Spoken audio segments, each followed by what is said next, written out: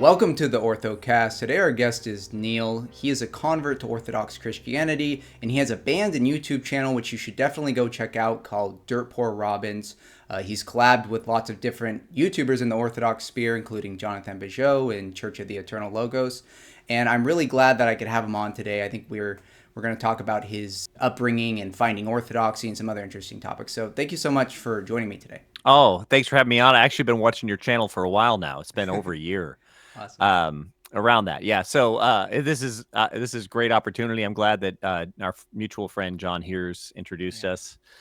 And let's roll. Let's talk. What do you want to talk about? Yeah. So my first question for you is, what was your upbringing like? Were you raised in a church, and experiences through college and after with Christianity? Oh yeah. Yeah. Yeah. So my parents, I grew up in southern New England, which really I was born in Connecticut, and I grew up mostly in the state of Rhode Island, in the Providence, surrounding the Providence area, and predominantly Catholic part of the world. My parents, I think, once they had kids, they thought about their faith. Like, I don't think we were going to church when I was very young. I think I was baptized or christened, they called it, in the Catholic Church, and so I think around the time they had us, a lot of parents do this. You'll find a lot of people, even in your Orthodox churches, coming in and taking it more seriously. Maybe some of the cradle people take it more seriously once they have a kid, because now it's like, oh, I've got to launch this child into the world. And oh my gosh, the world doesn't seem to be doing so well on its own. So maybe we could rely on the church. Yeah. And so I think my parents had that moment. So we started going to Catholic church. My mom would sing, like they were letting folk music in the church, like,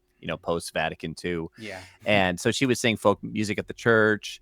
But my experience with that was pretty interesting, because I did find a lot of reverence and mystery in it. So I think the first time I ever stepped foot in a church, I was about 3, and I think my mom and dad were having a tough time, and she wanted to go pray at the church down the road. And I only had seen the church down the road, like from the outside. We'd never been in it yet.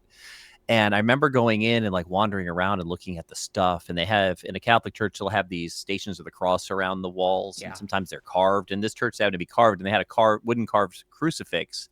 And it was a particularly realistic one, like one you wouldn't see in an Orthodox church. But I was so confused, because like I didn't know, why did they have this guy on the wall? Like I didn't understand why this building was built around this a man nailed to a cross. Like that didn't make any sense to me. But I remember kind of going up and looking at it and investigating it. It was a very realistic one, where you could even see like the swelling around the nail entry points and stuff. And so it was so confusing to me.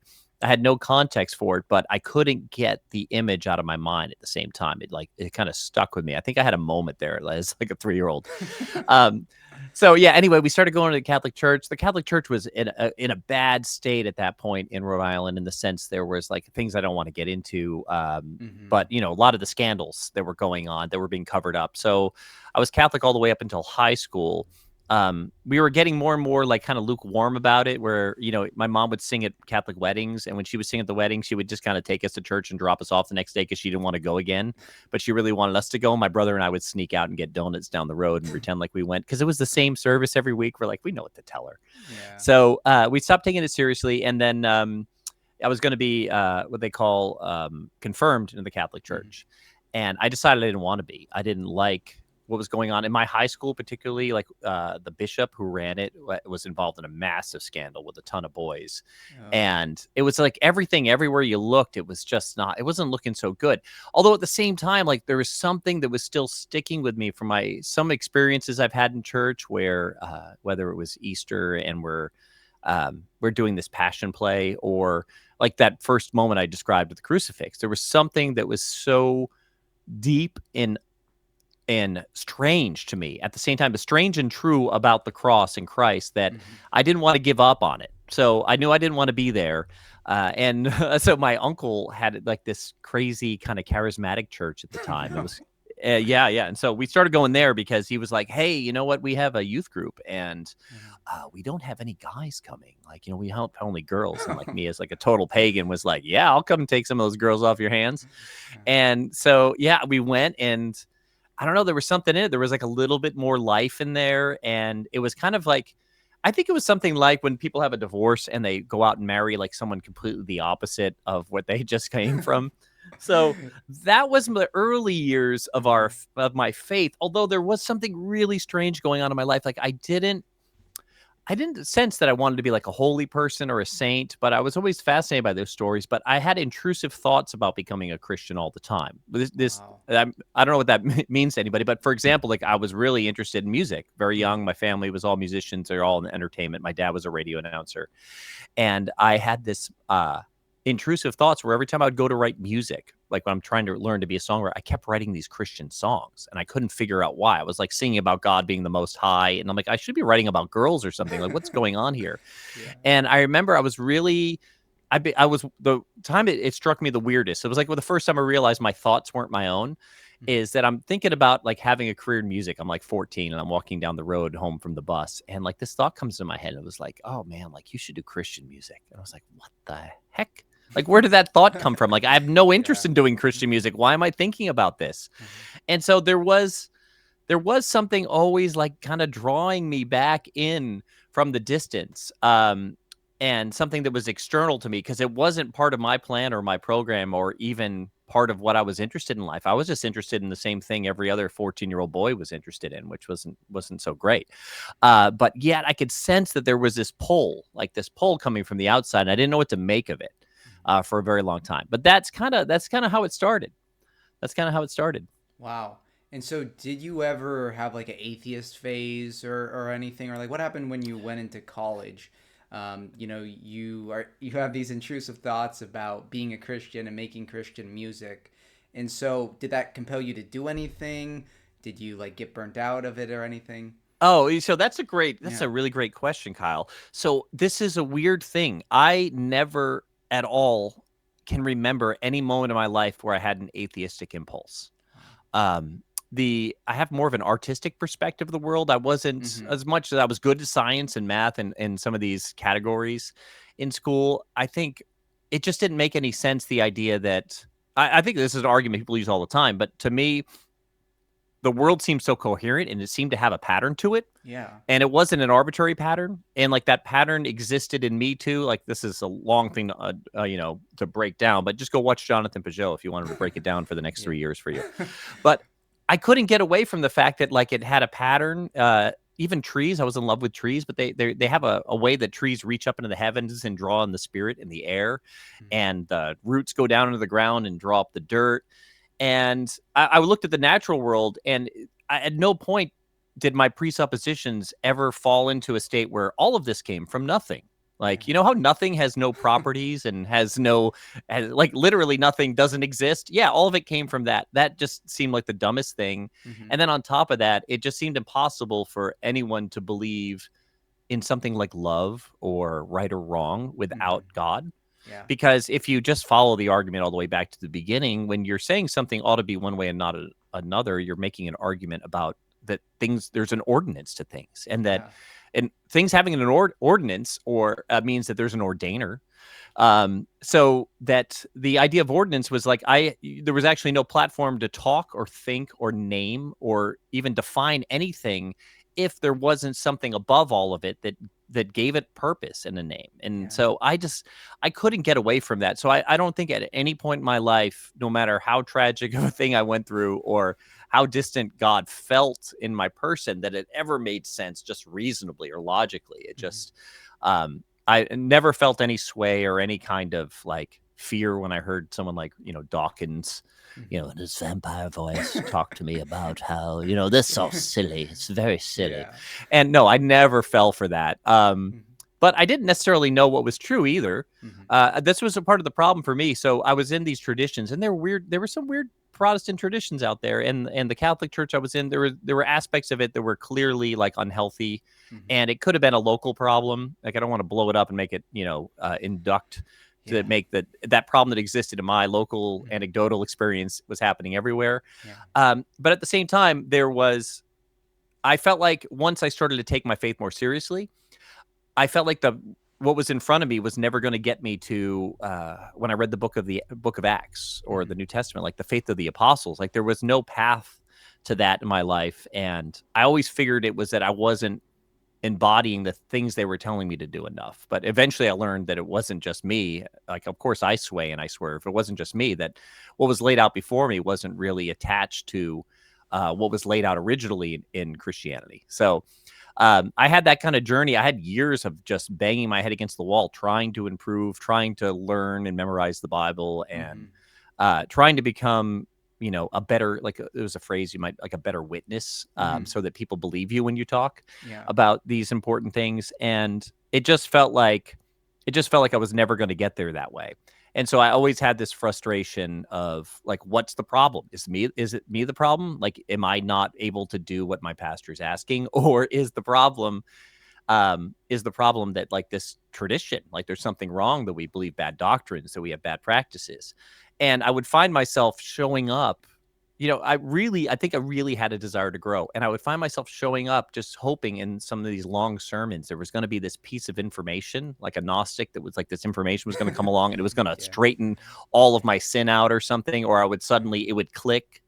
And it took me a long time to figure out that information wasn't the problem in the end. Definitely.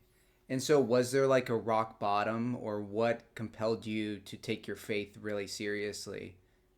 Yeah, so I was going to two directions at the same time. So you mentioned our band earlier. So my wife and I are recording artists. We met back at the end of the 90s, and we started a band. We were working on music together, but we started the band we have now almost 20 years ago. Wow. So we the main thrust of what we were singing about and talking about was biblical typology, which is a category that's alive and well in the Orthodox Church and in the Church Fathers. If I go back and I read someone like St. Gregory of Nyssa, or I read Ephraim the Syrian, like that kind of way I was trying to talk about Scripture was there, but I didn't know they even existed yet. So when I started to get into biblical typology, it was kind of answered like I was making something up, or that those observations were arbitrary, and they didn't seem arbitrary to me. So I was always skeptical of them. But we began to write from that position, like more of like in using symbolic language. We try to do more of not allegory like C.S. Lewis was doing. Like, he was a big hero of mine. I love C.S. Lewis's writings, and some of that really, when I look back, some of it seems very orthodox to me. But he had this thing where he was writing kind of didactic, lessons for a long time. And then eventually was like, I'm going to tell stories. And when he went to tell stories, he was using allegory and symbolism to kind of port over some of the deeper concepts in Christianity into a world where they were accessible without using the same character names. And so I always loved that. I thought that was fascinating. It really arrested my imagination. Like, I was caught in those worlds, and those images seemed so potent that was the kind of art we wanted to do. So I had this path where I was learning about this sort of language of creation. At the same time, I was going to churches that were kind of watering things down into I'll give you an example of something I heard the other day. I heard a pastor was on like Instagram, and it was a little clip, and it was like basically like, Jesus, he's like right here with you, man. He's like your bud. And when you're on Instagram and you're laughing at those memes, he's right there laughing with you. And so I had that version of Christ being presented to me constantly. Like, it's very down to earth. I think there was an honest attempt to try to ground something that's very abstract to people, perhaps. But I couldn't get over the transfigured Christ, the fact that we're looking at all of this through a veil, and that the veil is pointing to something greater. And there was some real beauty in the fact that we weren't, like, there was a definite ontological separation between me and Christ, and that just to bring him down to the buddy level, I was losing all of like the reverence and the real weight of what it means to encounter God. Like those moments where you see Isaiah, like, whoa, I'm a man of unclean lips, around people with unclean lips. Like, I'm not worthy to be here, in that sense. And there was a sense in the Protestantism that was fighting right against that, which was like an over attempt to make Christ accessible, like almost like a product that was relatable to me. As opposed to like a removal of the mystery. Instead of encountering a mysterious God, and the mystery, God's the mystery that solves us. We're not going to solve God as a mystery. That's just not how things work. So I had this kind of like fight going on in our artwork, and you can kind of see it. Like, you can go back and listen to some of our records from like 2010, and Orthodox people find them now, and they're like, oh my gosh, this is so, like, this is like, they'll compare it to something else they've heard in Orthodoxy. And so, but at the same time, I thought I was kind of making up those insights. It wasn't until I started listening to Jonathan Peugeot, where I was like, oh my gosh, there's a whole tradition around this type of language of the heavens and the earth, and how we're a microcosm of the cosmos itself and what it means to be made in God's image. And it was so much richer and so much fuller, and it did so much more to define even what I was, reading in scripture and kind of misunderstanding at the time. That was kind of a critical moment for me, was discovering that actually the things that I was interested in were a part of Christianity, and the versions of Christianity I had been exposed to, or what was being I was being told was Christian, was really not. It didn't have any place for those. It wasn't a big enough container to hold some of these really big ideas, in its efforts to make it more accessible. So that was a real critical moment for me. Also, on top of that, I think. I would have to say that there was this. I'd kind of come to the end of it. I kind of looked into all the different groups. Like, I think towards the end, something like Jay Dyer, where I was kind of like, hey, I'm talking to Calvinists because, these people, these charismatics seemed kind of like, not like me. They seemed a little emotionally out there. And I couldn't picture myself in that. And so the Calvinists seemed real stable. And I was like, oh, this is where the stable people are.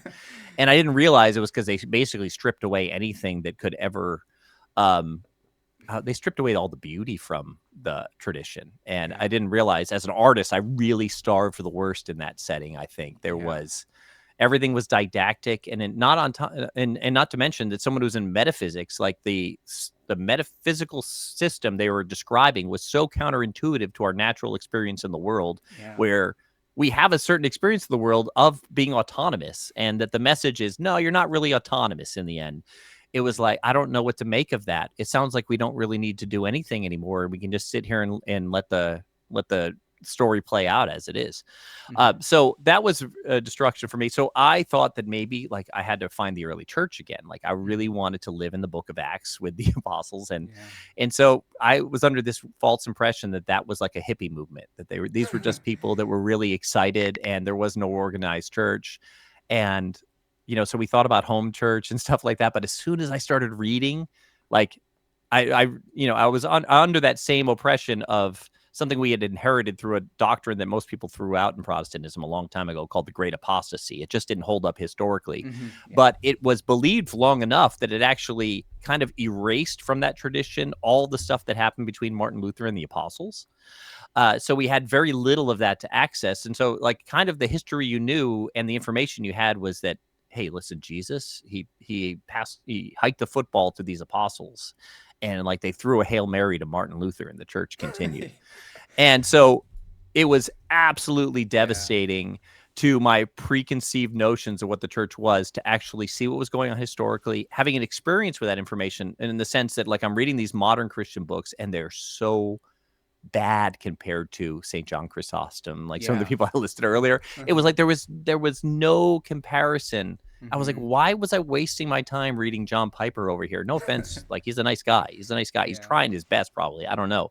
I don't know what's in his heart, but it couldn't hold up. It was like, these were the answers. This was the tradition. This was the faith. This was the thing I wasn't seeing in the world, and it had been preserved and maintained. And so it was, that was kind of a strange cycle of unraveling some of my own presuppositions about what it was. And then also on top of that, I know I'm giving you kind of a long answer here, but there was this, I didn't realize how much of, even just in the Protestant tradition, how important scripture is. Like, you got to read it and almost come up with your own private interpretation of it, that you would share at a Bible study where you say, well, I think it says, and then you would say what you thought it said, to learn that there was like this deposit, and like, I didn't have to go and reverse engineer it and try to figure out in the year 2024, and that these things had been passed on reliably through the generations, and I could look at it and draw from that. And I didn't have to go figure out if the Trinity was true. For example, I had all this wonderful stuff to draw from. And it being so much richer, it just undid me, and it was beautiful. And I finally, one day, I stepped foot in an Orthodox church after like trying to learn about it just from the outside in. And that's when I learned about, like, you can't actually learn enough. You can learn enough maybe to break free of some bad ideas you had, but for it to be what it's really claiming to be, which is the church, of the apostles, that's been held throughout the ages. For it to really be that, you have to be in it to understand it. You can't just gnostically understand it and think you know it. That's just you've got the facts right, maybe. But the truth comes when you have an experience with those facts in the real world. And so I was absolutely destroyed once I went into a Orthodox church for the first time, like reluctantly going in, like just kind of forcing myself, like I can't stand outside of this any longer. Wow. And I like cried like Jordan Peterson. Like when he gets them, I was just like Yeah. trying to like hide myself from other people in the Wow. room because they're like, who's this weird guy who's just crying in the back of our church because he's Yeah. so moved by the depth and the breadth and the width of what I was seeing as someone like every action, every moment, every verse. It was so drenched in scripture Yeah. and it was so drenched in symbolism. Like Mhm. everything was Yeah. layered, like starting to learn even the sign of the cross, like the way you held your hand had all this symbolic value. Yeah. And I was just blown away. Like it was too much for me to take in. And I was like that probably for the first 2 years where I was just like on the edge of like breaking down because Wow. it was because the experience was so powerful. Yeah. Wow, yeah, there's so much of what you just said that I agree with. And especially the symbolism is on the walls too, with all the icons and the Yeah. music and everything, chanting the scriptures and the Psalms. Yeah, so much of what you said I agree with. I think that's a huge problem in the Protestant world is they end up trying to reinvent the wheel every single age to make it digestible to the attitudes of the time, whether it be like, the Enlightenment and rationalism, and then now it's like, hippie, like you were saying, hippie buddy Jesus, like this is Yeah. Jesus, but it's like in Orthodoxy, Jesus is God. He's the priest, the prophet, and the king, like all these archetypes in one, and there's a certain reverence that is demanded because of that, and it's like having that personal relationship, but also understanding the reverence that we need to have towards Jesus. And I think especially a lot of modern Protestants and evangelicals, they try to make things so digestible that they lose the meaning altogether. Versus, like you're saying, what you experienced was not something that was not the Hail Mary, something that's being like reinvented, but something that has continually been lived out. Orthodoxy, it's not just about going to church and like knowing things. It's about living it every day and having it in your heart, which is really hard. It's easy to go through the motions, but to really Mm-hmm. acquire the Orthodox heart and to have that spirit of peace. It's a lifelong process, and that's really awesome. And so I had a question about, so it was in kind of the 90s when you were interested in all of these kind of very orthodox things like biblical symbolism, Yeah. and our archetypes and all of that. And so how long was that like wandering period before you actually got to step foot into the church? Oh my gosh. So really, I didn't even know there was the Orthodox Church Yeah. at all. Like I saw my big fat Greek wedding, and Yeah. I was under this impression that here was the difference between the Orthodox. It was Catholic. That was my Mhm. impression. It was Catholic, except the Catholic Church called themselves the Catholic Orthodox Church, and the Orthodox Church called themselves the Orthodox Catholic Church, and Yeah. that they just did the sign of the cross in the opposite ways, from right to Uh-huh. left or left to right. Yeah. That was it. I thought Mhm. everything else was the same. I had no clue what it was. I never even knew to look there. Yeah. And in fact, I had come up the little bit of information I had about it, I had some bad presuppositions. So one of it was because of the Soviet Union. So Mhm. when I was thinking about what happened to the church there, my uninformed read on history was, oh, this is what happens when you fill the church with traditions of men and man-made things and Mhm. buildings that are expensive and liturgical items and priests and this authority structure. This is what happens is it's not light enough to run and survive in times of persecution. And I had totally misread that. I was thinking that, because if you compare to what happened with the communist revolt in China, if you look at China, they went more of like the house church route, Mhm. and like in a sort of non-liturgical way. This is my impression anyway. And so that worked there in China because China has a ton of underground Christians, and then in Russia, like the faith almost disappears during the time of communism. And I'm like, see, this is another example of why man-made traditions are bad. Yeah. So I had a really bad read on that. I can debunk that for you, but Yeah. you've probably debunked it 1,000 times in the channel, that read. Mhm. And so I had no concept of that. I was pretty much steeped into, even though I was an artist and I wanted beauty, I was steeped in this four walls and the gospel kind of thought that everything was like in your head. Like all of the stuff you did, that was stupid. Like you didn't need to do really anything. You didn't need to, there was no items required or space required for some kind of liturgical worship. It was all just, we carried around in our hearts. And by heart, I didn't mean like the very center of our being. I meant heart, like in my affections. Like as long as I had some affection for God, that meant I had faith. And so I didn't know how to put it all together. So it wasn't until, I'm trying to think about the first time I actually took it seriously. Okay, so it was Jordan Peterson on a podcast where he had Jonathan Peugeot on. And Jonathan Peugeot started talking about symbolism and orthodoxy, and I was like, oh, yeah, like this is pretty dope. Yeah. Well, I know I can't be Orthodox, but maybe they hold some cool stuff, because I was kind of ecumenical. I was like, hey, I can borrow from them and I can borrow from these guys. Yeah. And so I can tell you a super weird story. Like I almost hate telling this story because it's like everybody kind of can come into the church a different way. They can they're going to be introduced a different way. But I had the weirdest dream one night. It was and I'll give it in a real short. It was like a fairy tale pattern. So I have no interest in the Orthodox Church. I had this weird dream. And the dream is I'm looking at a seal in a zoo. I can't believe I'm telling you this. I didn't tell anyone this. It's just your face. It just looks so innocent, Kyle. So anyway, I had this dream, and there's a seal, and the seal's digging in like a little puddle in its little cage, and it's digging through the dirt, and it pulls up a small fish, and it eats it. And meanwhile, there's a zookeeper in the background, and he's just kind of like sweeping up. And I'm like, okay. And in my dream, it's like I'm like telling myself, hey, you're watching yourself. That seal represents you, which was a weird thing to do in a dream. And then I see the seal like wander over to another puddle. It's a little bit bigger, and it reaches in and it pulls up a bigger fish, and it eats it. And I was like, oh, okay. I see this. There's some progress here. This same scenario with a little change. The bigger fish and the seal eats it, moves on.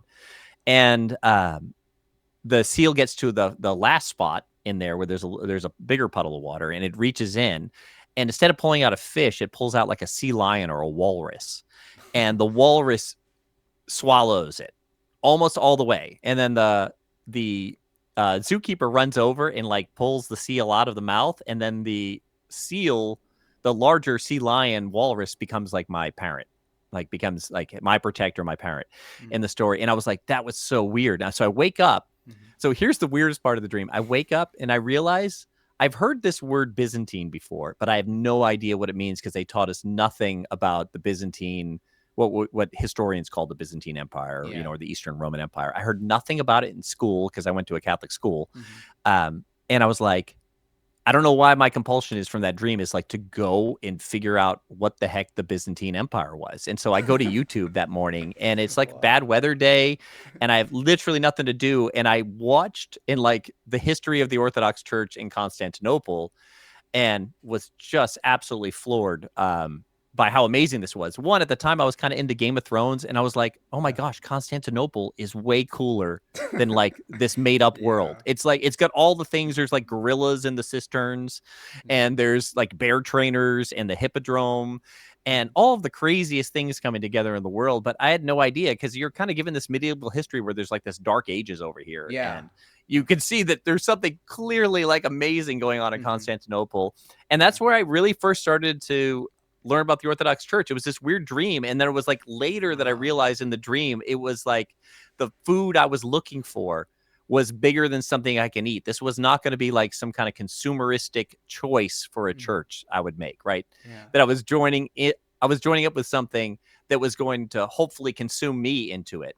It was that bigger, stronger thing you've been looking for your whole life. And so I do have a lot of, I have to have compassion for all the traditions I went through, and I have to have some sense of generosity towards them, not in the sense that I think it's equal to the Orthodox Church, but in the sense that like when we talk about Protestants, or I talk about like a Calvinist, like I just did, like I understand why they believe those things, because I believe those things and was trying to believe those things. Right. So it's not like I think they're dumb for believing these things. Like what they're aiming for is great. They've got the cast of characters right in front of them. They've got Christ, and they've got the apostles, and they've got Moses, and they've got Adam. They got all the right players on the stage, right? and they don't understand what they've inherited is actually something that's really drenched in materialism and consumerism, in the sense that, let's just look at, like, if I'm going to sell you something, like you need a new product, let's say it's a dishwasher, and you're living in 1930s and you're washing your dishes. Someone's tried to sell you a dishwasher. You're like, why am I going to spend my money? I wash my dishes all the time. They're like, yeah, but you could do it in less time. You're like, oh, okay, I'm listening now. How much less time? It's like, okay, well, how much less time for how much money? Like, at first, it might be too much money. You're like, that's too much money, but that sounds good. If you can make that cost a little less, be in for that solution, right? Yeah. And so we were so used to, we didn't understand the world we inherited, where all of our hearts had already been broken, where the factories began to replace the churches as the high point of the village, the point we rallied around. And people didn't understand how disenfranchising that was from your own life and from nature and from, God's plan to be the center point of your life. Now, sure, these factory towns had churches, but all life started to revolve around products and the selling of products, and the products were the future and was going to save us. So it only makes sense that someone whose main priority thinks is, I need to get people to believe in Christ, right? That's their priority. So it's like, in the marketing language, in that culture, well, what do you have to do is you have to take the barrier to entry, the cost, and make it as low as possible, right? And you have to make the reward as big as possible. So what we got to by the time we were into like stadium evangelism is the notion that all you need to do is believe, and you get everything. Yeah. That's the end of the story. And so, well, when you inherit that and everybody's telling you that, and there's all of these things around you, it's hard to see outside of that, because now what you'll find is when you try to get someone back to the point, it's like, no, actually, like, God's very faithful to deliver salvation to you, but he opened the door. He gives you this change. He makes you a new creation, but you have to participate in it. Yes. And so the problem is that like I was saying before, where let's say Dawkins, who doesn't support any of the presuppositions that this could be created by God, and he has no sense of ordinance or how he can ever say something's right or wrong. But guess what? He still needs to live in the world of ordinance. He still needs to act as if it's wrong to kill people, even though there's really no credential for that. He still needs to act as if there's a reason for men and women to have babies. Like, he doesn't have the credential for that. And so the same thing was happening in Protestantism, where it was just this idea that I could just accept, if I could just believe a little bit, right, then I was saved. And, so the problem is, what do you do with sin then? You still have to come over and live in the Orthodox world where there's a struggle against sin. And that struggle matters. And so that's one of the problems, is like you can say that, like, it's by faith alone, for example, meaning that it's the belief that causes this change in you. The problem is that, like, okay, so let's just say I was just reading Hebrews yesterday. Like, go read the first 2 chapters of Hebrews. It's gonna send shivers down your spine if you believe that, because it's talking about, hey, this promise, this wonderful thing that God's given you, stick with it, stay with it, follow it through to the end, unless it be taken from you. It's not what you were hearing, and then so it was very terrifying, but also at the same time, like, all of these churches kind of still need to live in Orthodox soteriology, whether they like it or not, because they have to come up with, everybody accepts that you just can't go on sinning. Like, if your pastor, even though this is all forgiven, right? It's all forgiven. It doesn't affect his salvation. But what happens if he has an affair? It's like, why is this a bad thing? Why is this a problem? He's still saved. The girlie, everybody can still be saved. And so it doesn't really come up with something where you need to get up every morning and pick up your cross, like Christ said. And it denies the work that the struggle and the suffering will have to purify and improve you in this process. So that was a very hollow cycle, because, like, all along when I was told that all I had to do is believe, I realized eventually I was kind of like, it was circular reasoning. It was like, I have to believe that I believe that Christ saves me. And there was a lot of self-crowning in that, meaning that this was the decision that was up to me. But then you go to scripture and it's like, well, the people who are baptized into the church are the Christians. And so there are external markers, and there is someone else that crowns you as a Christian as part of this process. It's not just solely an individual thought and idea. But I just tell people out there, we have, like, especially because you got a lot of Orthodox people following you on your channel. Orthodox people, a lot of new converts are getting a very bad reputation. And it actually affects people like me. Like, so for example, there was a podcast that just wouldn't have me on. They wanted to have me on, but as soon as they heard I was Orthodox, they're like, no, I can't have you on. I'm like, Wow. why? Well, because all of these, they call them ortho bros. They're like, all these ortho bros are going to come in and they're going to watch your episode and they're going to cheer for you. And the next episode, they're going to just hammer us over and over again and ruin the comment section and ruin my Twitter. So I'm Mm-hmm. not doing it anymore. And I was like, oh man, God, that's not very Orthodox what they're doing. One, like I understand their desire for the truth and whatnot. Yeah. But there's this idea, like there's a sword of truth. And you can see that Peter, like Christ asked Peter to bring a sword. He asked the apostles to bring a sword. Mm-hmm. And Peter takes the sword out and cuts the ear off the Romans. And Christ puts it back on, it heals it. And that's like the ear isn't an arbitrary thing in that story. That's, someone who's into symbolism is like, okay, there's a way we can use this sword that cuts the ear off people's ability to hear it, or they don't want to hear it. And this is why, love is our highest priority. We don't just share truth without love. It's there's a very clear reason for that. And by love, I mean, if you don't have compassion and genuine hope for the other person you're talking to, you might want to keep your mouth quiet. And as you escape from something that like you might observe in Protestants, it might have felt like it was too small or too little, or you feel ripped off a little bit. I know a lot of people come out and feel ripped off. Yeah. You have to just settle into it a little more peacefully at first, because the internet's a wonderful thing. And that people are like I was getting in touch with this ancient church, and it's been such a life-giving experience. I hate to see that the people who are coming into it, who have this vigor for it, to like overextend and start to just go out and like attack other people. I think that's a terrible idea. So this is why you need to be generous, because some of the bad doctrines that have led to these positions, people are just inheriting it. Mm-hmm. And also they are having an experience. So for example, like my dad, when I was growing up, he was an alcoholic. He couldn't really get his life together, except he was professionally really had his life together. He became an evangelical Christian and started helping people get off alcohol and other things like that he was addicted to. And if I went and talked to him about these things at the time, like he's having a way better experience in the world than he was prior to that. So like if I come in and just tell him all of that's a lie, it's like, where's he going to land? Mm-hmm. I don't know where he's going to land. So I think there's a way moving forward, hopefully, that we can find where, we don't belittle, look down, and automatically ascribe some kind of deceptive or malicious behavior to these people. Like they've had an experience with what they've been given. Mm-hmm. It's from my own experience, it's not even close to what they could be. It's like there's something there's something really solid to stand on in the ancient church, and that's been preserved.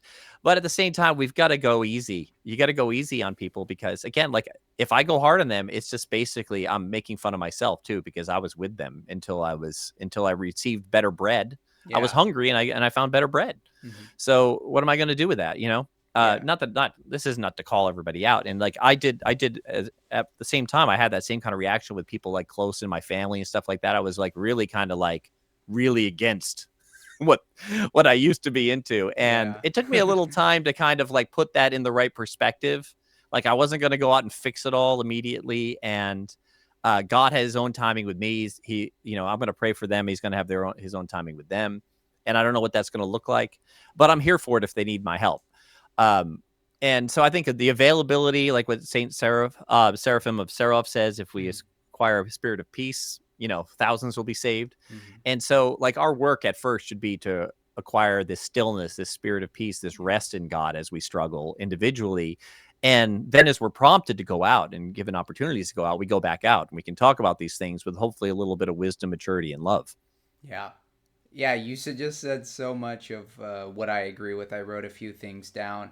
But on that last point, I think that's really important advice for new converts is you should really be focusing on your own faith, especially at first, like building a sustainable faith, not burning yourself out, because there's so much to consume in Orthodoxy online and in books and, going to the services. And you really want to make it a permanent lifestyle change, that you're going to be Orthodox for life, and that it isn't like everything else in the world that just brings instant gratification. It's really supposed to be a lifetime commitment to carry your cross and to regularly confess your sins, receive the Eucharist.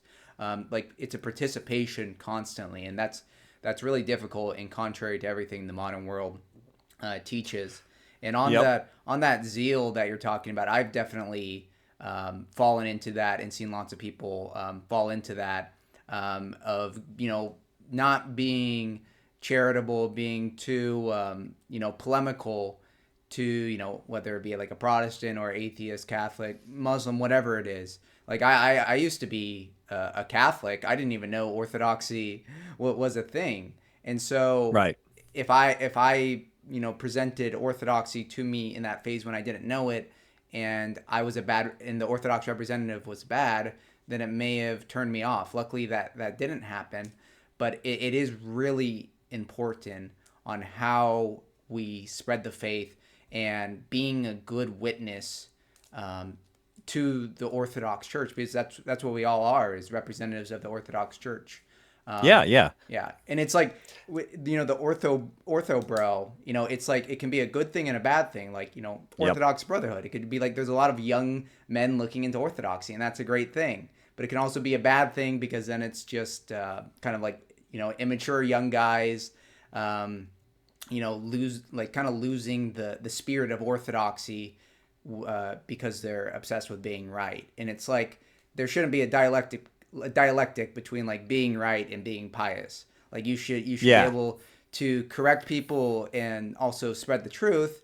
Do it in a humble way, which Hmm. is difficult, and why everyone isn't called to be online. But it brings me into my next question. One thing that you talked about, this kind of in the past like hundred years, there's been a real de-enchanting of the entire world. And you talked about how factories are the center of society, and I think specifically in American society, everything about it is very isolating. You don't have the church at the center of the town and people Hmm. just walking around and like everything within your local community. It's like everyone kind of just you're in your own little car, and you're in your own house, and you drive everywhere, and then everyone's watching their own entertainment online, and it can be really isolating while also being kind of taught by every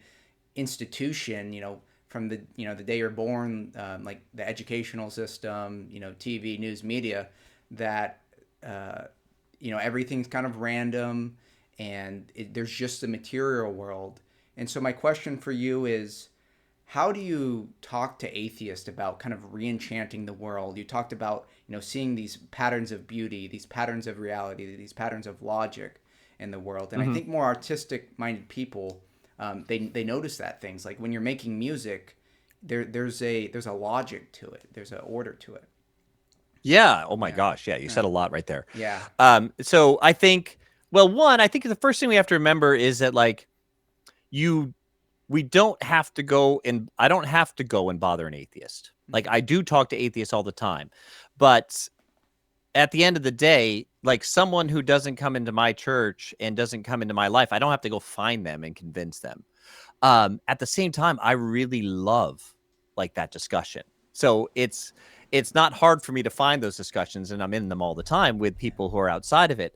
But I think it's I kind of start with the Christian atheist first, and that sounds weird, but um, there are Christian atheists, and what I mean is this is like someone who actually is participating in a very Christian life and set of morality, and Mm-hmm. they have some really disenchanting beliefs about how the world and how it functions. So I'm not particularly interested in like debunking evolution. I just think it's a really bad idea to believe it. Mm-hmm. Like so the scientific debunking of it, like I know there's some really funny kind of organizations out there doing it that do it in like really fundamentalist way, and it's kind of like I kind of like their channel because it's kind of funny what they're trying to do to me. But at the same time, um there's this people don't understand, like I said earlier, like how much of this consumeristic, materialistic, and atheistic, secularistic language they've imported into their own faith and belief. Yeah. So for example, let's just say this. Okay. So this is a wonderful thing. I would love to talk to Dawkins or some of these people someday, because I've asked this to some atheists. I'm like, when you proposed to your wife, did you say, "Isn't it wonderful how evolution that had its own set of, goals, how it tricked us into wanting to be near each other, and it reinforced it by giving us these feelings of love. Like, they're not. We know they're not real, like love. It's not. There's not some transcendental quality to this. We know that it's just a trick, so that we want to make children and the species can go on. It can survive. But isn't it wonderful that this trick exists? So now you and I, when we're sitting across from the table, we really feel like we're having a honest and genuine connection, even though we know that's not what's really happening. This is just evolution playing itself out. And they actually assign a lot of agency to evolution. No, so the problem is Dawkins did not. This is what I mean. They have to live in our world. Dawkins did not propose to his wife that way. There's no way. Like, there's nobody in the world doing it, because your experience of these things is not as if they are a trick, right? And so is Dawkins right? You have to ask yourself, is this really a trick that we've had? Well, so the problem is all of these things, like the idea that, like, why would someone ever come to the conclusion that there's too many people in the world?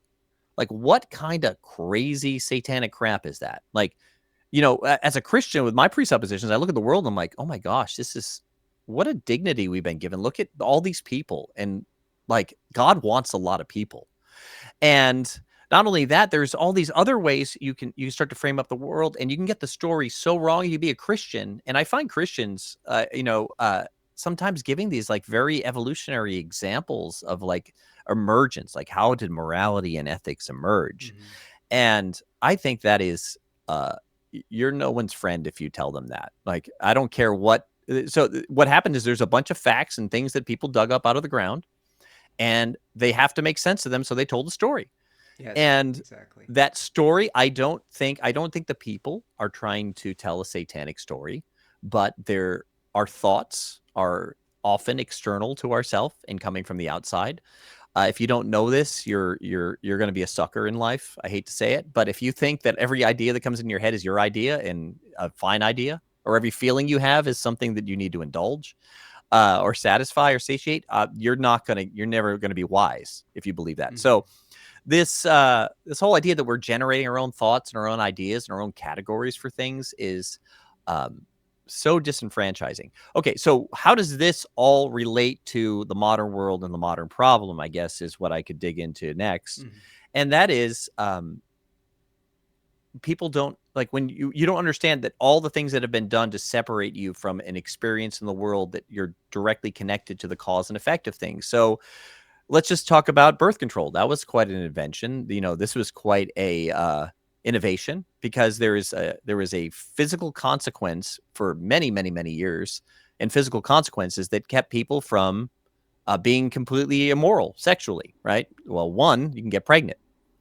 So you get pregnant with the wrong person at the wrong time, and your community's not accepting of that, or you're not actually prepared to raise the children. It's not going to go very well for you. Well, there's also STDs and things like this. There's all kinds of consequences. And then there's the emotional consequence of connecting with someone and then having your heart broken.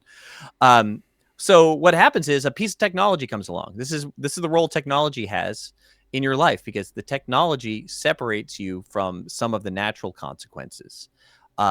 And so if you think the world is just a natural place, you're not going to realize that it actually, the full weight of the spiritual consequences upon you, because you can go out and behave a certain way without the physical consequences being as obvious. Okay, so what does that do? It detached you from your nature and what you were given, and the real story about why, let's just say, sex exists in the first place. And so conservatives did a really bad job for the last 100 years of telling stories about why you shouldn't do this. They stick on the physical consequence side. And the problem is the physical consequence side, to some degree, has been solved. The problem is the spiritual side, really, that we experience now. So when you think about the changes in dating and sexual behavior that's happened, and I'm just picking one category, we could pick 100 different categories and talk about it like this. Okay, so when you push all those consequences aside, what's left? Well, exactly what you get. People are depressed. They're nihilistic. They're not faithful. They don't feel like they have deep connections. They don't have authenticity. Sometimes they have no children when they're older, and they really suffer because they don't have that familial connection, or in very practical secular sense, any kind of legacy. especially if they're not an author or contributing to culture. So what do we miss? Well, we miss is that there's this relationship between like let's say left and right, the left hand and the right hand of our political society, where the left is always trying to grab more and more of things that weren't accessible, and the right's just telling you how that's bad for you. Well, the right has kind of missed the most important part of the equation, which is the re-enchantment is going to come through the reintroduction of beauty. So as a Christian, I've become aware of a great number of things. So before I was married, when I met my wife, I was not doing anything to distance myself from secular dating practices or premarital practices. I wasn't particularly Christian, and she wasn't particularly Christian about it. But, thanks to the grace of God, like, it dawned on me one day. I was like, actually, no, I believe this is something that I should wait for. And my future wife knows this, right? So this was about a year before we get married. She knows this, and I know this. And what am I telling her about me? Okay, so one, I'm telling her that even if I know something's wrong, I'll do it if I want to do it enough. All right, that's not a good platform for trust. Okay, yeah. Well, just imagine I didn't believe that. Okay, I didn't believe that. And that I've reduced sex to being about pleasure only. Well, you're going to pay another consequence for that, because, if you go around and treat it as a thing that's just fine to do, and there's going to be something that you want so bad, and you've wanted it since you were a little kid, and you're never going to have it. You're never going to have it if you keep living like that, because what you want most is this trust and this intimacy that can only be built by taking things on at the right time in the right place. So God's plan isn't just God's not just informing us of what our bad behavior is, or because it makes him mad or he wants to punish us. It's holding us back from the beautiful life he made us for.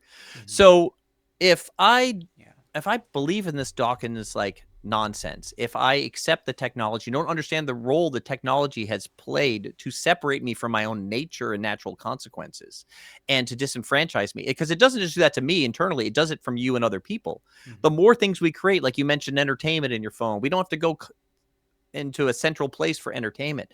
We don't need each other as much, right? Mm-hmm. And so now we're having technology, all the money is coming in for the ways to reconnect people in a cyber disconnected way, now that we've figured out how to build cars and move farther away from each other in cyberspace, and all of our entertainment can be very personalized to us. And so we don't have this need to go and bump in against each other and have relationships as much anymore, or real relationships where we depend on other people for life and for things in our life. Well, so we've inherited all that. So let's just get back to the sex thing, the way the culture treats that, or treats marriage.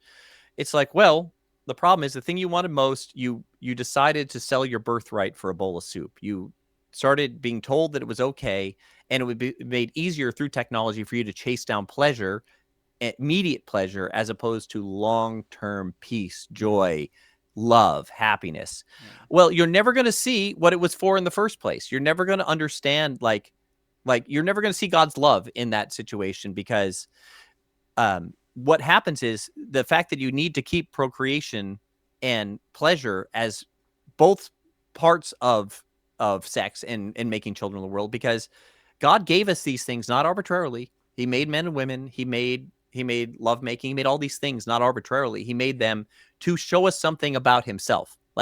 The way in our limited capacity we could begin to understand the heart and nature of God is that when you go make a child one day, you get married and you make a child, if you're wise, you'll notice in the moment that why God gave you this thing that all mankind is chasing after and desiring is because he needs you to understand his ecstatic joy in bringing you into the world. Yeah. And that this type of marriage we see that Christ is it's such an important issue, because marriage has to do with your relationship between you as the bride of Christ and your God, mm-hmm. as well as how to govern yourself internally and how to govern yourself in a family and society. It's one of our main ways we sandbox and experience this. Well, if you step outside of this, you're never going to realize the beauty of that thing and what we've been given. So but these are the stories people need to tell at the same time. So I feel so much of the religious right or the moral majority through the last century and up until now, they're not telling the fairy tale story of why why is it important for beauty to tame the beast? Like, why is it important for a woman to not use her beauty to just accept worship to herself? Why it's important for a woman not to go, or a man, I guess, if you wanted to do this, to go to Instagram and use it like mirror, mirror on the wall. Am I the fairest of them all? Like, Yeah. click like, right? Like, that's the villain in the story. There's a reason that's the villain in the story, because the beautiful thing you will never get to, that thing you were hoping for in your marriage, that deep sense of satisfaction and love and experience that God designed ahead of time for you to begin to know God, um, is gone. It's off the table. So, but this is what happened, in 2020. Like, I don't know if you know this, Kyle, but we wrote a record about a world shut down by pandemics in 2019. So I have 2 songs people can go and listen to that were written prior to March of 2020. And I'm using coded speech to keep you from, Thank you. getting copyright strikes. Yeah. We wrote a song because you could smell it coming. Like, the technology, all of the money to be made was going to be made off of you in isolation and loneliness and sadness and fear. Yeah. People use fear to sell you stuff. They use like your fear of death. And this is why you're going to be tempted to go out and get cosmetic surgery. This is why you're going to be tempted to dye this stuff to look younger, because you're doing whatever you can to separate yourself from death. Yeah. And so all the technology is in there. And so I think this has also caused a major swing, and we're just seeing the tip of the iceberg of a major swing towards the re-enchantment of the world, because we've tried these secular ideas. In fact, there's no platform for secularity to play itself out with any meaning. There's no platform in secularity to determine what is right or wrong for a civilization. There's no platform in secularity for me to assign any dignity to myself or you as someone who's made in God's image. And these are things that are innate to our heart. They're part of what we're really asking for when we get in the world, but we get distracted by the bowl of soup and we give up our birthright. Yeah. So the re-enchantment of the world is happening quickly, because this isolation and this disenfranchising from our body is not going well for civilization. People they have more stuff than ever, and they're less happy than ever. Yeah. They have access to more power than ever, and they're miserable. And it's noticeable. Everybody senses it, but we think that we're different. Like, me at home, like, no, I can just, play as many video games as I want, or do whatever the heck I want with my time, or I can handle this, like, psychedelic. And we think it ruins everybody else, but not us. And so there's this wake up call happening right now. And it's because it's just been pushed too far. It's been pushed past the breaking point where you can tell that the gorilla we put in the zoo, and I'm the gorilla in the story, it doesn't want to be in a cinder block cage pushed up against a bunch of bars. It wants to be in a natural environment to itself. And that when it's behaving poorly as a result of its environment, when we look at a lower animal, we say, hey, this is the wrong environment. But we never said that for people, when our natural environment is going to be to worship the highest thing. And that better be the highest thing, because whether or not, like the West, like, it cleared out the saints from its tradition. It's like, hey, we don't want to venerate saints anymore. And so they immediately were like, Hollywood, here comes Hollywood. Yeah, it's like, so you end up, you have the same, you need to fill, like, there's like a spiritual food you need, because you need people to look up to know where to aim. And so when you lose the right ones, you get the worst ones. So, but it's happening. So people who are worried about re-enchantment, I feel like I don't even need to talk about it as much, because I'm starting to see it everywhere. And now it's about connecting people back to the right story, and where this beauty they're seeking, where it really is. And it's right in front of them. It split the calendar in half. It's everywhere. And whether you're into paganism and blood magic, it solves that problem you're trying to solve there way better. Whether you're into just academic pursuits. I mean, there's nothing more sophisticated than Christianity, and it's just been watered down and turned into a marketable, transactable product, really hardcore during the media era. And that version of it ran its course, just like secularism ran its course. Yeah. And now we're seeing the opposite of that. Totally. There's a fundamental desire for humans to have some form of enchantment, some sort of religion. And you were talking about how they got rid of the saints and then the celebrities rise up. I mean, humans have a need for an ethical system, for ritual, and we see that just being reinvented in a materialist paradigm, and all these other worldviews that aren't actually satisfying to people. And I think you're right that people are waking up to this, because now it's just so in our face with something like, the lockdowns. something so, anti-human, and it like, they think that they can just, make us stay home, but they're like, humans are going to, we're going to thrive for something greater. We need that truth, the logos, beauty. I think, you talked about how beauty will save us. It reminds me of the quote from Dostoevsky about how beauty will save the world. Is like a beautiful story, and having a coherent worldview is what every human desires. And I also like how you talked about marriage, because I think it's a really good example in the modern world, because on a secular worldview, it doesn't really make sense, because it's just like, why would you commit yourself to someone else, and it has all this suffering in it, versus you could just live a hedonistic lifestyle. And that's what we see in like the feminist and then the manosphere people, is they're just using each other for materialistic gain. And marriage just becomes a trick, just like everything ultimately becomes a trick on an atheistic worldview. Like logic, it's not actually real, it's just something we socially constructed. Good and bad, those are just social constructions. But we can see, like you were talking about with Dawkins and marriage, on the same way, good and bad, they don't live like these are actually just social constructions. They live like they're actually objective principles. Yeah, I think. Well, you have to. It's inescapable. So let's just say, like, I have a time in my life where I push really far, like, into progressivism, right? And I say, you know what, I don't like anymore? We've got all these taboos. These taboos are arbitrary. They're stopping people from doing what they want. They're stigmatizing behavior. Okay, so the problem is no more taboos. Okay, so we have this is an example people don't use enough. They'll normally use the example of absolute truth to make this example, but I want to show people that like this actually exists categorically in almost every category of human thought, is that you can't get rid of taboos. Because all you've done is a taboo can exist on a lower level, like, hey, don't marry your sister. And why is that taboo helpful? Well, because of, you should be a hemophiliac or have a, horrible mutation or something like that. Yeah. But there's also, we know that in scripture, there's other reasons for that, in the sense that there is there's too much purity and too much unity. Like that you actually need to be able to include something like diversity in a life, right? So there's multiple reasons for this. Okay, we'll get rid of taboos. Guess what we just did? We made a massive taboo. It's inexorable. You cannot get rid of the category, because now you've made a taboo against all taboos. So now what you have is something really dumb, because you solved the problem on the wrong level. You outlawed all these taboos that may have like stopped you from marrying your sister, or like something really good like that. Like, oh, maybe like people should be within a certain age range if they're going to get married, or, like these are really helpful taboos. So we get rid of all these. What do we have? We have a massive taboo, which makes us really dumb when it comes to encountering all these other areas. We can't just have these like quick little ways we think of it. And we're like, oh, this is beyond the pale. We don't want to go there. So, but truth is like this. So the other thing that, so people have to live in the Christian definition of truth. And the Christian definition of truth is, the truth is a person. The person is Christ, and Christ is God.